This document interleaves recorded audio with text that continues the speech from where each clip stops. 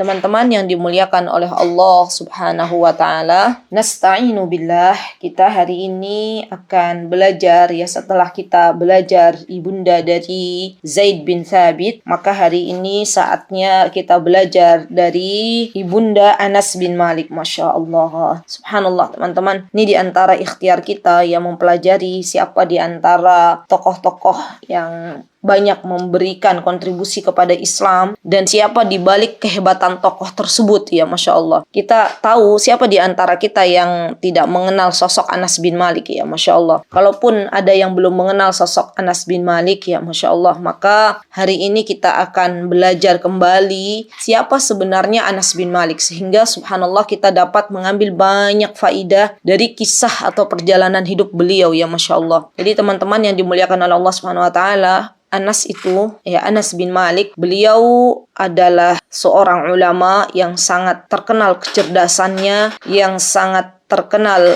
taatnya kepada Allah dan Rasulnya, dan beliau tergolong dari generasi sahabi, dari generasi sahabat, karena beliau termasuk juga Anas bin Malik ini orang yang terdekat dengan Nabi kita Muhammad sallallahu alaihi wasallam, Masya Allah. Di beliau bertahun-tahun melayani Nabi kita Muhammad sallallahu alaihi wasallam, Masya Allah. Dan beliau itu teman-teman dibawa oleh ibunda beliau yaitu Ummu Sulaim. Nanti kita akan belajar bersama siapa sebenarnya sosok di balik hebatnya Anas, Masya Allah. Karena Anas ini termasuk dari asisten, kalau bahasa bukan hanya pelayan sebenarnya, di sini tuh asisten pribadinya Rasulullah sallallahu alaihi wasallam, Masya Allah, Masya Allah.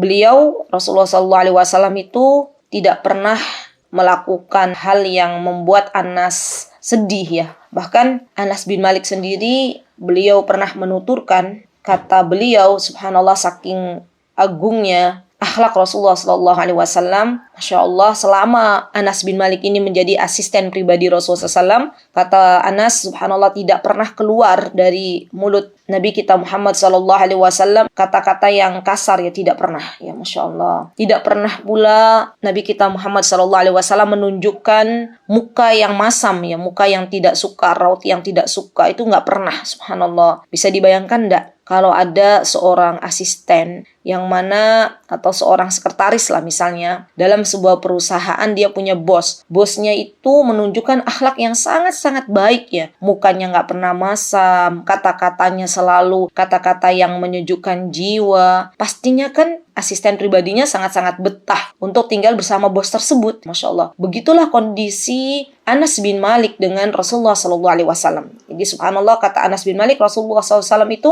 memperlakukan Anas bin Malik itu dengan penuh kelembutannya, Masya Allah, Masya Allah. Bahkan ibunda kita Aisyah radhiyallahu anha, beliau pernah menuturkan juga bahwasanya Rasulullah SAW itu tidak pernah memukul Anas bin Malik, Masya Allah, Masya Allah. Kemudian pernah suatu ketika Anas ini diminta oleh Rasulullah SAW untuk menyelesaikan sebuah urusan yang namanya anak-anak, karena waktu itu Anas bin Malik masih muda belia, Anas tuh berangkat menuju ke sebuah tempat yang Rasulullah SAW perintahkan. Nah, di tengah jalan tiba-tiba dia melihat anak-anak sebayanya bermain-main, Masya Allah. Maka Anas pun akhirnya bermain, Masya Allah. Anas pun akhirnya bermain, dan Rasulullah SAW ketika itu mencari Anas, Masya Allah, dan mengetahui Anas sedang bermain, maka Rasulullah SAW memegang baju Anas dari belakang, Kemudian melayangkan senyum, senyum manis di bibir Rasulullah SAW, Masya Allah. Dan Rasulullah SAW menegur Anas dengan penuh kelembutan,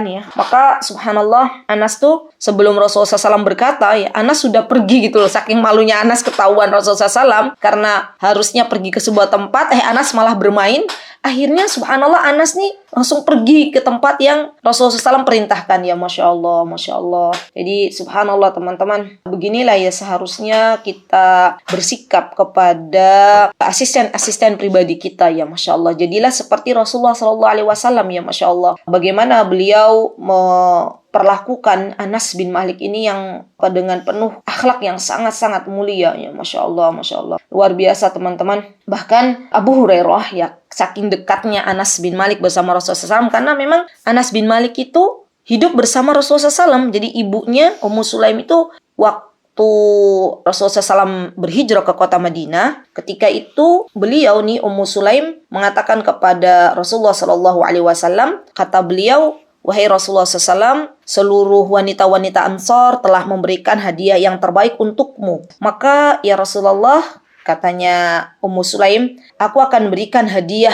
untukmu, yang mana yang akan aku berikan adalah anakku untuk melayanimu. Masya Allah, anakku yang masih kecil ya, Anas bin Malik, untuk duduk bersamamu, melayanimu, apapun yang kau inginkan darinya agar engkau mengatakannya ya. Masya Allah. Lihat teman-teman, Ummu Sulaim adalah wanita yang sangat-sangat cerdas. Ketika beliau menitipkan Anas kepada Rasulullah SAW, sejatinya Ummu Sulaim ingin memberikan guru terbaik kepada anaknya, kepada putranya, yaitu Anas bin Malik. Ya Masya Allah, subhanallah. Sampai-sampai saking dekatnya Anas bin Malik dengan Rasulullah SAW ya, Abu Hurairah itu pernah mengatakan dalam sebuah riwayatnya, kata beliau, di antara sholat yang mirip dengan Rasulullah SAW, kata Abu Hurairah, tak seorang pun sholatnya mirip Rasulullah kecuali putra Ummu Sulaim, yaitu Anas bin Malik. Masya Allah, Masya Allah. Jadi karena memang benar-benar Anas bin Malik ini memperhatikan apa yang dilakukan oleh Rasulullah SAW ya, Masya Allah. Dan ini pastinya sudah diwanti-wanti ya oleh ibunda tercintanya ya. Kau duduk wahai Anas, lihat apa yang dilakukan oleh Rasulullah SAW dan tirulah ya, subhanallah teman-teman. Jadi memang luar biasa ya Ummu Sulaim ini. Beliau itu memberikan kesempatan untuk Anas tuh langsung belajar kepada ahlinya. Nah ini dia pembahasan yang menurut saya bagi kami yang menghomeschooling-kan anak-anak itu terkadang ini butuh banget gitu ya. Butuh banget kita memberikan kepada anak-anak kesempatan untuk belajar langsung ke ahlinya ya. Begitu pula Ummu Sulaim ketika Anas berhomeschooling dengan beliau, maka Ummu Sulaim berusaha untuk mencari ahli ya, ahli dalam ilmu din pastinya, dan berjumpalah Ummu Sulaim ya akhirnya dengan Rasulullah SAW, dan Anas magang di tempat Rasulullah SAW ya, Masya Allah. Nah teman-teman, termasuk juga ya Masya Allah, Anas bin Malik ini adalah termasuk dari 7 sahabat yang banyak meriwayatkan hadis ya, Masya Allah. Jadi subhanallah, beliau itu kan kalau kita tahu ada kan yang banyak meriwayatkan hadis dari para sahabat, ada Abu Hurairah gitu ya. Nah di antara ke-7 sahabat yang paling banyak meriwayatkan hadis dari Nabi kita Muhammad SAW, ini adalah Anas bin Malik, Masya Allah. Dan beliau teman-teman, kalau teman-teman tahu ya Masya Allah, beliau tuh termasuk sahabat yang usianya panjang gitu ya, usianya panjang dan anak-anaknya banyak, kemudian hartanya juga banyak ya, Masya Allah. Ini karena doa dari Nabi kita Muhammad SAW. Jadi karena Ummu Sulaim itu sudah memberikan hadiah terbaiknya, yaitu anak kandungnya kepada Rasulullah SAW, maka Rasulullah SAW ingin membalas kebaikan Ummu Sulaim. Apa yang Rasulullah SAW lakukan kepada Ummu Sulaim? Ya, Rasulullah SAW mendoakan anak tercinta Ummu Sulaim, yaitu Anas bin Malik, dengan sebuah doa. Doa Rasulullah SAW untuk Anas, Allahumma akthir malahu. Ya Allah, kata Rasulullah SAW, perbanyaklah hartanya Anas. Maluh itu dia ya, yang dimaksud di sini dia itu adalah Anas bin Malik. Allahumma akthir malahu wa waladuh. Ya Allah, perbanyaklah harta dan anaknya. Wa atil umrahu, dan panjangkanlah usianya Anas. Waghfir dambahu, serta ampunilah dosanya Anas. Subhanallah teman-teman, tidak ada yang paling berbahagia kala itu ya, Masya Allah, kecuali Anas bin Malik. Subhanallah, ini doa yang luar biasa. Dunia dapat, akhirat dapat. Siapa coba yang gak bahagia? Punya anak-anak yang banyak, solih-solihah. Siapa pula yang gak berbahagia? Ada lagi riwayat lain tuh, wa adkhalhul jannah. Ya, jadi Rasulullah SAW mendoakan Anas juga agar besok nanti di akhirat masuk ke dalam surganya Allah. Siapa yang gak bahagia? Di dunia punya anak banyak, solih-solihah, dipanjangkan usianya dalam rangka beribadah kepada Allah Subhanahu wa Ta'ala, dibanyakkan hartanya, diampuni dosanya oleh Allah Subhanahu wa Ta'ala, serta besok nanti masuk surga. Subhanallah, itu kebahagiaan kan? Subhanallah, maka waktu itu subhanallah Anas merasakan efek dari doanya Rasulullah SAW. Dikatakan dalam beberapa buku sirah itu sampai-sampai nih teman-teman, hartanya Anas itu banyak sekali. Sampai-sampai kurmanya Anas itu dalam setahun itu berbuah 2 kali teman-teman. Panennya tuh 2 kali. Kalau kurma yang lain ya, sahabat-sahabat yang lain itu hanya 1 kali, ini 2 kali. Setiap panen itu Anas lebih banyak ya, Masya Allah. Dan ini adalah karomah dari Allah Subhanahu wa Ta'ala ya kepada Anas bin Malik. Jadi subhanallah, luar biasa ya, Anas bin Malik ini memiliki harta yang sangat-sangat banyak. Sampai-sampai pernah juga suatu hari ada orang yang menawar tanahnya Anas bin Malik, dan ketika itu Masya Allah teman-teman, waktu itu Madinah berada dalam kekeringan yang luar biasa. Maka orang yang akan menawar tanah kepada Anas bin Malik bertanya kepada Anas bin Malik, ya Anas gitu ya, wahai Anas, di tanahmu itu termasuk dari yang kekeringan apa enggak gitu ya. Kemudian waktu itu Anas bin Malik berdoa kepada Allah. Nah, ini termasuk keutamaan Anas bin Malik ya, doanya beliau itu mustajab ya, Masya Allah, dan ini bentuk karomah dari Allah Subhanahu wa Ta'ala bagi Anas bin Malik. Jadi waktu itu Anas bin Malik sholat, kemudian mengangkat kedua tangannya berdoa kepada Allah ya, meminta hujan. Subhanallah teman-teman, tidak menunggu lama muncul sebongkah awan raksasa yang besar gitu ya, menyelimuti di atasnya Anas itu. Kemudian turun hujan dengan deras ya, Masya Allah, hingga Masya Allah kebunnya Anas itu yang awalnya kering jadi subur lagi ya, Masya Allah. Sampai Anas penasaran gitu ya, menyuruh atau memerintahkan keluarganya untuk melihat kira-kira lokasi hujan itu sampai mana gitu ya. Allahu Akbar ya teman-teman, ini kalau Allah sudah berkehendak. Ternyata air yang diturunkan oleh Allah Subhanahu wa Ta'ala itu hanya menyirami kebunnya Anas saja. Jadi batasnya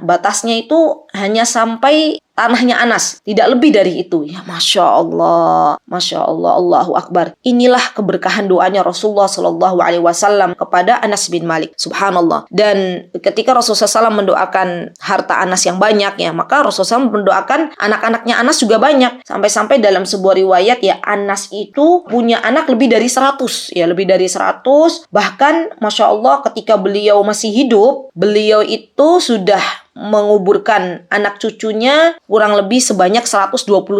Saking banyaknya anaknya Anas bin Malik. Allahu Akbar. Jadi benar-benar ya Masya Allah, doanya Rasulullah SAW itu mustajab ya, Masya Allah, Masya Allah. Sampai-sampai itu anaknya Anas bin Malik banyak sekali ya, Masya Allah. Bahkan bukan hanya hartanya yang banyak ya, kenyataannya itu bukan, realnya itu bukan hanya hartanya, bukan hanya anak-anaknya, usianya Anas ya, Masya Allah, usianya Anas juga banyak, panjang usianya Anas tuh. Ada yang mengatakan lebih dari 100 tahun, ada yang mengatakan 103, ada yang mengatakan lebih dari itu ya, wallahu ta'ala alam bisawab. Yang jelas para ulama bersepakat bahwasanya usianya Anas tuh lebih dari 100 tahun ya, Masya Allah. Allahu Akbar ya, usia Rasulullah SAW aja tidak sampai 100 ya, Masya Allah. Para sahabat juga radhiyallahu anhum jami'an seperti Abu Bakar, Umar kan tidak sampai 100. Ini Anas bin Malik usia beliau melebihi 100 tahun ya, Masya Allah. Allahu Akbar. Nah, ini teman-teman kelebihan Anas ya, Masya Allah, di waktu kecil. Kemudian ini teman-teman, jadi Anas itu juga termasuk seorang guru yang handal ya, Masya Allah. Seorang guru yang banyak mengeluarkan murid-murid yang luar biasa. Diibaratkan nih, Anas itu seperti sebuah universitas, maka atau seperti seorang dosen, maka Anas bin Malik ini telah mengeluarkan atau telah meluluskan banyak sekali ulama-ulama hebat. Kita kenal dengan Hasan al-Basri, kita pasti kenal dengan Ibnu Sirin, ya, kita pasti kenal dengan Asy-Sya'bi, kita pasti kenal dengan Sabit al-Bunani, kita juga pasti kenal dengan Umar bin Abdul Aziz, seorang pemimpin yang sangat luar biasa. Nah, itu semuanya, mereka itu yang hebat-hebat itu teman-teman, mereka itu muridnya Anas bin Malik. Masya Allah, muridnya saja hebat, bagaimana dengan gurunya? Ya, Masya Allah. Jadi memang luar biasa ya. Sampai-sampai murid-muridnya Anas bin Malik itu memiliki murid-murid lagi, dan itu hebat-hebat lagi, Masya Allah. Jadi ini nasihat untuk diri saya dan teman-teman, kalau kita menjadi seorang guru, menjadi seorang pengajar, jadilah guru yang berkualitas, ya. Jadilah pengajar yang berkualitas. Karena subhanallah, kalau kita benar-benar ngajarnya dari hati yang terdalam, ya Allah akan berikan keberkahan ilmu. Kita punya murid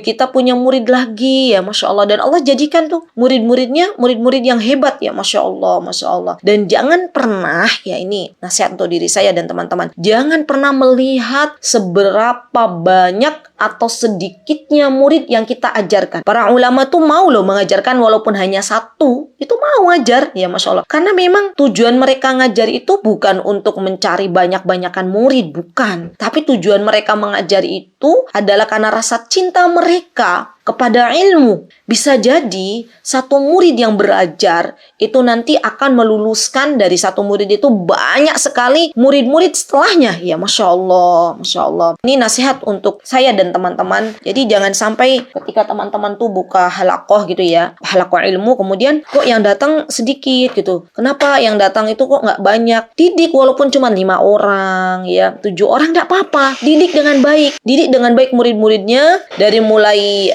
pendasaran terus naik. Harapannya nih murid-murid nanti jadi berkualitas seperti murid-muridnya Anas bin Malik. Nah, nanti dari murid-murid itu punya murid-murid lagi, Masya Allah. Dan ini yang dikatakan dengan ilmu yang bermanfaat, Masya Allah. Jadi, subhanallah teman-teman, jangan pernah berharap ya kita itu ketika mengajar itu mencari sebuah popularitas. Na'udzubillah, summa na'udzubillah. Semoga Allah menjauhkan sejauh-jauhnya. Bukan kita yang hebat, bukan sama sekali. Tapi karena Allah yang menolong kita. Allah yang memberikan kelebihan kepada kita. Kita tuh nggak ada apa-apanya. Kita itu lemah. Kita tuh nggak bisa belajar kalau bukan pertolongan dari Allah. Maka sekali lagi, jangan pernah kita sembunyikan ilmu yang Allah berikan kepada orang lain, maka Allah akan berikan keberkahan dalam ilmu kita. Baik, sudah penasaran ya siapa sih sosok di belakang Anas bin Malik? Beliau itu teman-teman adalah Ummu Sulaim. Ya, Masya Allah. Nah, sebenarnya Ummu Sulaim ini pernah kita pelajari dalam silsilah sahabiyah ya. Tapi tidak apa-apa, kita belajar lagi karena subhanallah yang namanya ilmu itu harus dimurojaah. Kalau nggak dimurojaah, kelak nanti ilmunya akan hilang ya, Masya Allah.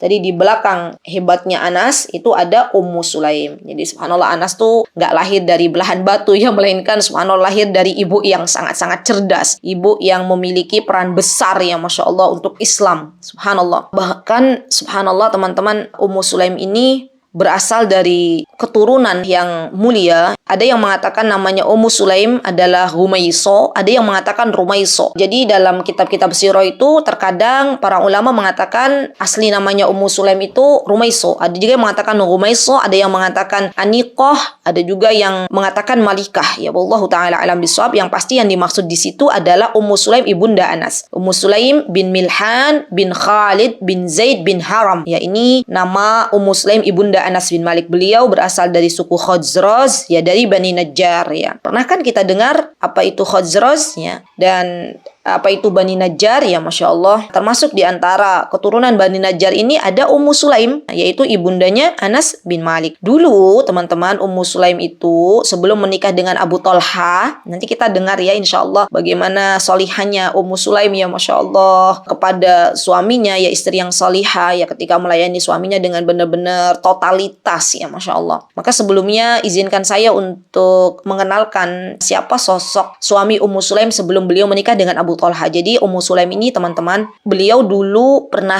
menikah dengan seorang laki-laki yang bernama Malik. Ya, Malik ini bapaknya Anas. Waktu itu Malik bin Nadhr ini masih dalam keadaan musyrik ya, dan Ummu Sulaim sudah mendapatkan hidayah terlebih dahulu ya, subhanallah. Maka ketika itu Ummu Sulaim meminta kepada Malik suaminya untuk masuk ke dalam Islam, tapi ternyata Malik belum mau dan akhirnya Malik dibunuh oleh musuhnya dalam keadaan belum beriman kepada Allah Subhanahu wa taala ya, Masya Allah. Subhanallah teman-teman, maka Ummu Sulaim benar-benar ketika itu mendidik Anas bin Malik dengan penuh tulusan ya, karena sudah nggak ada bapaknya Anas bin Malik. Nah ini lagi ya, ketemu lagi sama anak yatim ya, Masya Allah. Jadi sekali lagi nih teman-teman yang saat ini ditakdirkan oleh Allah untuk menjadi single parent, gak ada alasan lagi untuk tidak bisa mendidik anak-anak karena alasan gak ada suami, gak ada sosok teladan ya. Ini kita bisa contoh. Kemarin kita belajar kan siapa An-Nawwar, itu juga Masya Allah anaknya kan dalam keadaan yatim. Ini juga Anas bin Malik dalam keadaan yatim, bapaknya sudah gak ada. Maka Ummu Sulaim mulai memberikan pondasi yang kuat bagi Anas bin Malik ya. Pondasi dengan yang pertama kali yang beliau ajarkan adalah kalimat syahadat ya, la ilaha illallah. Subhanallah, ketika Anas masih kecil ya, Masya Allah, mengenalkan. Jadi Ummu Sulaim tuh benar-benar banyak berkisah kepada Anas bin Malik bagaimana sosok Rasulullah SAW ya, Masya Allah. Jadi benar-benar Anas bin Malik itu sangat cinta kepada Rasulullah SAW walaupun belum berjumpa, karena banyak mendengar nama Rasulullah SAW disebut-sebut oleh ibunya ya, Masya Allah. Dan ini bisa teman-teman kita lakukan di zaman ini, bisa setiap hari sebelum anak-anak tidur ya, kalau anak-anaknya masih kecil dibacakan buku. Subhanallah, anak-anak yang biasa mendengarkan dibacakan buku oleh orang tuanya, tanpa kita baca pun mereka tuh ngerengek-ngerengek minta, ibu ayo bacain buku, ayah ayo bacain buku, umi ayo bacain buku, abati ayo bacain buku. Itu yang mereka pinta teman-teman. Nah, untuk yang awal-awal perjuangan itu ya kan, anak-anak minta dibacain buku kan nggak instan dibacain buku. Awal-awal kita yang memondasi, kita yang mulai baca keras, apa tuh kalau bahasa Inggrisnya baca buku yang keras itu ya. Nah, nggak apa-apa kita baca buku keras kepada anak kita. Kemudian nanti kalau anak kita sudah cinta dengan buku ya, misalnya kisah-kisah Rasulullah SAW ya, sirah, mulai dari bagaimana Rasulullah SAW dilahirkan, kemudian bagaimana Rasulullah SAW akhirnya nanti menjadi seorang nabi sampai Rasulullah SAW wafat. Itu kan banyak banget tuh, bukunya tebel banget. Nah, itu kan setiap hari kita bacakan pelan-pelan. Itu yang dilakukan oleh Ummu Sulaim kepada Anas. Jadi dikisahkan tuh bagaimana sosok Rasulullah Shallallahu Alaihi Wasallam. Ya, masya Allah, subhanallah, sampai akhirnya Anas nih menjadi rindu sekali untuk berjumpa dengan Rasulullah Shallallahu Alaihi Wasallam. Ya, masya Allah. Pernah dalam sebuah riwayat itu dikabarkan bahwasanya Rasulullah SAW itu akan sampai ke kota Madinah. Nah, termasuk anak-anak kecil yang lari-lari pengen berjumpa dengan Rasulullah SAW, ini Anas bin Malik. Karena memang subhanallah saking cintanya, saking penasarannya siapa sih sosok Rasulullah SAW itu, seperti apa beliau ya, masya Allah. Karena memang ibunya tuh selalu memberikan pelajaran, membacakan kisah bagaimana sosok Rasulullah SAW. Sampai-sampai beliau penasaran ya, masya Allah. Akhirnya apa? Akhirnya Rasulullah SAW sampai ke kota Madinah dan Anas sudah tidak sabar lagi ingin berjumpa dengan Rasulullah Sallallahu Alaihi Wasallam. Ya, masya Allah. Nah, subhanallah teman-teman, Ummu Sulaim waktu itu belum menikah dengan Abu Talha ya, sampai keadaan Anas tuh sudah dititipkan kepada Rasulullah Sallallahu Alaihi Wasallam ya, baru keadaan anaknya besar, baru Ummu Sulaim menikah dengan Abu Talha. Jadi beliau tuh fokus didik anak-anaknya ya, masya Allah, termasuk ya Anas bin Malik. Sampai ketika Rasulullah SAW sampai di kota Madinah ya, maka dengan tergopoh-gopoh Ummu Sulaim menyambut kedatangan Rasulullah Sallallahu Alaihi Wasallam dan beliau menyerahkan hadiah terbaik untuk Rasulullah Sallallahu Alaihi Wasallam ya, masya Allah, yaitu putra tercintanya Anas bin Malik ya, masya Allah, subhanallah teman-teman. Nah, ini juga ada faidah yang bisa kita ambil ya, subhanallah. Terkadang ya teman-teman, kita itu terkadang harus berpisah dengan belahan jiwa kita, tapi bukan berarti kita nggak sayang kepada anak-anak, bukan, sama sekali bukan. Kita berpisah dengan anak-anak kita karena kita pengen anak-anak kita itu mendapatkan ilmu yang lebih layak, ilmu yang lebih bagus, guru-guru yang lebih baik gitu ya. Maka ini nasihat untuk teman-teman yang nanti misalnya ada yang akhirnya harus berpisah dengan anak-anak tercintanya, misalnya pergi ke sebuah pondok pesantren, katakan nih kepada anak-anak, nah, harapan ibu kalau anaknya laki-laki ya engkau Allah jadikan seperti Anas bin Malik. Dulu Anas bin Malik juga sama, nak, waktu usianya masih kecil berpisah dengan ibunda tercintanya ya, masya Allah. Dengan Ummu Sulaim, siapa sih anak yang nggak sedih gitu ya pisah sama ibunya, pasti kan sedih. Tapi ternyata Ummu Sulaim itu karena beliau adalah wanita yang cerdas, beliau pengen melihat masa depan Anas itu lebih baik. Dan beliau sangat-sangat yakin ketika Anas bin Malik itu dititipkan kepada Rasulullah SAW, maka Anas bin Malik akan menjadi orang yang hebat, masya Allah. Maka beliau menitipkan Anas bin Malik kepada Allah Subhanahu wa Ta'ala, dan Anas bin Malik akhirnya menetap ya, tinggal di rumahnya Rasulullah Sallallahu Alaihi Wasallam ya, masya Allah. Beliau melayani Rasulullah SAW dengan penuh kesigapan ya, masya Allah. Beliau berkhidmat ya kepada Rasulullah Sallallahu Alaihi Wasallam ya, masya Allah. Luar biasa ya teman-teman, ini masya Allah wanita yang sangat cerdas ya. Nah, setelah Anas bin Malik yang mulai besar anaknya Ummu Sulaim, maka Ummu Sulaim pun menikah dengan laki-laki yang bernama Abu Talha. Nah, ini juga ada kisah yang sangat mengharukan bagi kita sebagai seorang istri ya, masya Allah, masya Allah. Jadi teman-teman, kalau kita pengen punya anak solih ya, maka jadilah kita solihah dulu. Karena Ummu Sulaim tuh masya Allah, selain beliau menjadi seorang ibu yang solihah bagi Anas bin Malik, memberikan teladan yang baik, beliau juga sebagai seorang istri yang solihah bagi Abu Talha ya. Waktu itu masya Allah, beliau ketika awal mula menikah dengan Abu Talha itu teman-teman, beliau tuh nggak minta mahar yang macam-macam, yang neko-neko dari Abu Talha. Beliau hanya mencukupkan diri dengan keislaman Abu Talha ya. Beliau menerima Abu Talha menjadi suami beliau ya, masya Allah. Dan subhanallah, Ummu Sulaim benar-benar menjadi istri yang sangat-sangat solihah ya, masya Allah. Istri yang sangat taat kepada suami beliau, yaitu Abu Talha ya, masya Allah. Dan subhanallah teman-teman, Ummu Sulaim itu pernah suatu hari ya, anaknya yang bernama Abdullah itu sakit, dan Abu Talha waktu itu nggak ada di rumah. Nah, ketika Abu Talha sampai di rumah, anaknya sudah dalam keadaan meninggal dunia. Subhanallah, ternyata Ummu Sulaim ini benar-benar menjadi teladan bagi kita untuk menjadi istri solihah ya, seperti Ummu Sulaim. Ummu Sulaim nggak langsung bilang ke suaminya kalau anaknya itu meninggal, enggak. Jadi Ummu Sulaim itu benar-benar menata menata, memanage ya, bagaimana emosi beliau, bagaimana tutur kata yang harus beliau katakan kepada suaminya, sampai ketika Abu Talha itu sampai ke rumah istri beliau yaitu Ummu Sulaim tetap berdandan ya, berdandan sebagaimana biasanya kalau Ummu Sulaim menyambut Abu Talha, maka Ummu Sulaim berdandan dengan dandanan yang paling cantik ya, Masya Allah. Dan ini juga contoh bagi kita sebagai seorang istri ya, ketika suaminya datang ya kita sambut dengan dandanan yang cantik sesuai dengan keinginan suami, karena kan beda-beda tuh teman-teman. Apa sih keinginan suami kita? Kan ada yang seorang laki-laki itu seneng kalau istrinya itu dandan. Ada juga yang istriku saya seneng kalau kamu tuh nggak pakai lipstik gitu ya, tapi baunya wangi misalnya. Ya kita ini aja sesuaikan dengan keadaan suami kita masing-masing. Tanya ya, cintaku, belahan jiwaku, kira-kira kalau dirimu datang ke rumah tuh mau aku sambut dengan cara seperti apa? Saya harusnya dandan yang seperti apa gitu ya. Kita tanya ya dengan selera suami kita masing-masing. Nah, Masya Allah, Ummu Sulaim juga tak lupa memasakkan masakan yang terlezat waktu itu ya. Dan Masya Allah makan tuh bareng Abu Talha. Belum bilang kalau anaknya tuh meninggal dunia ya, masih dirahasiakan oleh beliau ya, Masya Allah. Begitu sabarnya ya Ummu Sulaim, Masya Allah. Akhirnya sampai Abu Talha minta dilayani oleh Ummu Sulaim. Ummu Sulaim pun karena beliau adalah istri salihah ya, Masya Allah, benar-benar melayani Abu Talha ya, Masya Allah. Terus tahu kondisi Abu Talha sudah mendapatkan semuanya ya dari Ummu Sulaim, baru kemudian Ummu Sulaim mengatakan kata-kata yang Masya Allah, ini subhanallah ya, menurut saya ya ini adalah kata-kata yang luar biasa bagus banget gitu ya. Kalau sekarang kan mungkin ada ilmu bagaimana tuh seorang istri berkomunikasi dengan suaminya, dengan pasangannya, bagaimana seorang suami komunikasi yang efektif ya kepada pasangannya. Sekarang kan ada ilmunya. Dulu tuh Ummu Sulaim sudah mengajarkan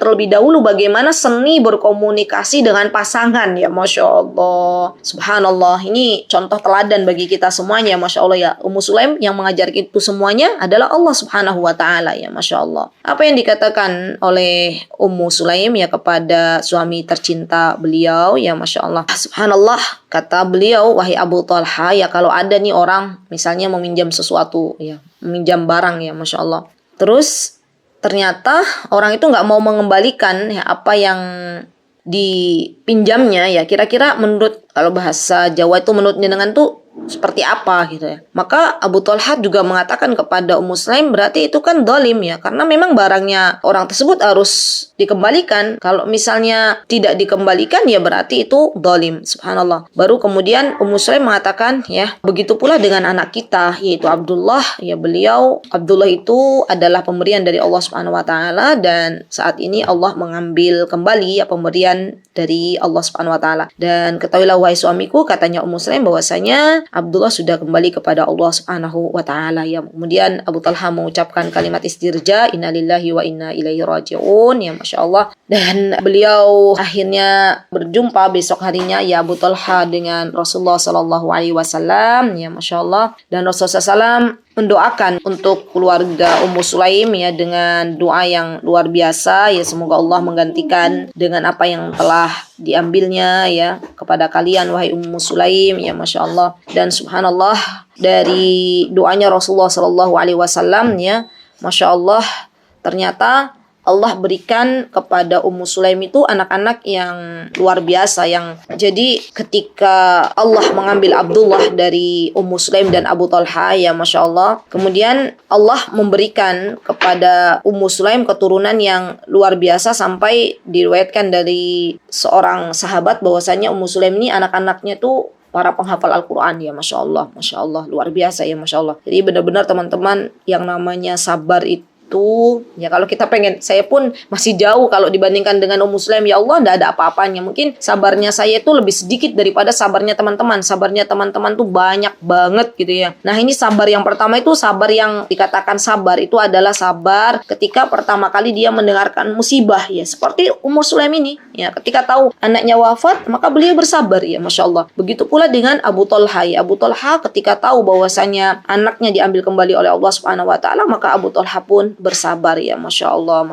subhanallah ya. Nah teman-teman yang dimuliakan oleh Allah Subhanahu wa Ta'ala, inilah sosok Ummu Sulaim ya. Beliau adalah wanita yang sangat cerdas, senantiasa memikirkan bagaimana Anas mendapatkan guru terbaik. Beliau juga Masya Allah sebagai ibu yang telaten yang mengajarkan kepada Anas bin Malik ya bagaimana arti dari mencintai Allah Subhanahu wa Ta'ala. Beliau juga seorang ibu yang telaten mengajarkan kepada Anas bin Malik bagaimana cinta kepada Rasulullah Sallallahu Alaihi Wasallam ya Masya Allah. Bahkan beliau juga wanita yang sabar, yang mana beliau senantiasa menerima takdir Allah Subhanahu wa Ta'ala dalam setiap keadaan, karena tentunya pasti tidaklah Allah mentakdirkan kepada kita dengan sesuatu kecuali itu ada kebaikan di dalamnya ya Masya Allah. Inilah sosok Ummu Sulaim teman-teman. Maka barang siapa yang ingin anak-anaknya solih seperti Anas bin Malik, seperti Zaid bin Thabit, belajarlah dari sosok-sosok ibu teladan yaitu Ummu Sulaim dan An-Nawwar. Barakallahu fi kunna jami'an. Itu yang bisa saya sampaikan. Kesempurnaan hanya milik Allah Subhanahu wa Ta'ala. Kekurangan milik saya pribadi. Saya mohon maaf yang sebesar-besarnya. Aqulu qawli hadha wastaghfirullah li wa lakum wa akhiru da'wana anil hamdulillahi rabbil alamin. Wassalamualaikum warahmatullahi wabarakatuh.